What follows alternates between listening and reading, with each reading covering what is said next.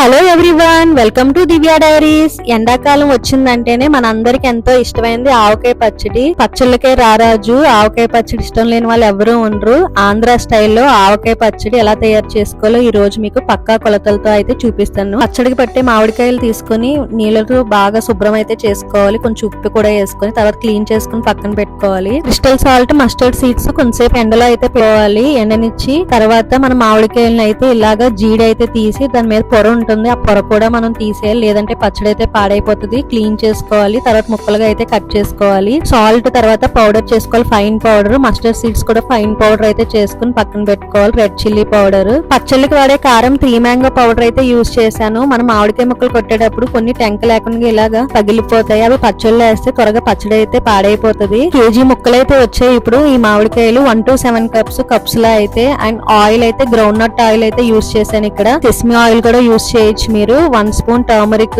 Add చేసి బాగా mix చేయాలి. ముక్కకు బాగా పట్టిన వాళ్ళ ఆయిల్ అంతాని. ఒక బౌల్ తీసుకుని red chilli powder 150 grams add చేస్తున్నాను. సాల్ట్ 100 గ్రామ్స్ యాడ్ చేస్తున్నాను. బాగా మిక్స్ అవ్వాలి, ఎక్కడ ఉండలేకుండా అయితే చూసుకోవాలి. మస్టర్డ్ సీడ్స్ 50 గ్రామ్స్ అయితే యాడ్ చేస్తున్నాను. మస్టర్డ్ సీడ్స్ ఎక్కువ వేస్తే ఏమవుతుంది అంటే చేదైతే వస్తుంది పచ్చడి, అందుకే కొంచెం ఆవుపిండి తగ్గించాను నేను. 1 స్పూన్ అయితే ఫెనుగ్రిక్ యాడ్ చేస్తున్నాను. Methi seeds 2 cups groundnut oil add చేస్తున్నాను. ఆయిల్ యాడ్ చేశాక ముక్కలు కూడా యాడ్ చేసి ముక్కకైతే పట్టనివ్వాలి. నేను ఆ క్లిప్ తీయడం అయితే మర్చిపోయిన వీడియో హడావిడిలో డైరెక్ట్ గా యాడ్ చేసేసాను. మ్యాంగో పీసెస్ అయితే యాడ్ చేసుకుని బాగా మిక్స్ అయితే చేసుకోవాలి. ఆవకాయ పచ్చడి ఎవరైనా సరే ఈజీగా అయితే పట్టేసుకోవచ్చు కొలతలు తెలిస్తే. పచ్చడి కలుపుతుంటేనే నోరు అయితే ఊరిపోతుంది. అసలు ఆవపిండి స్మెల్ అయితే మామూలుగా రావట్లేదు. ఫ్రెష్ గా మనం పౌడర్ చేసుకుంటే స్మెల్ మాత్రం చాలా బాగా వస్తుంది. బయట కూడా అమ్ముతారు, కానీ మనం ఇన్స్టెంట్ గా ఎండలో పెట్టుకుని ఆవపిండి తయారు చేసుకుంటే స్మెల్ వేరేగా ఉంటుంది. అసలు వెల్లుల్లి పచ్చివి 50 to 60 గ్రామ్స్ అయితే యాడ్ చేస్తున్నాను. పికిల్లోని బాగా మిక్స్ అయితే చేసుకోవాలి. గ్రౌండ్ నట్ ఆయిల్ మిగిలిన కూడా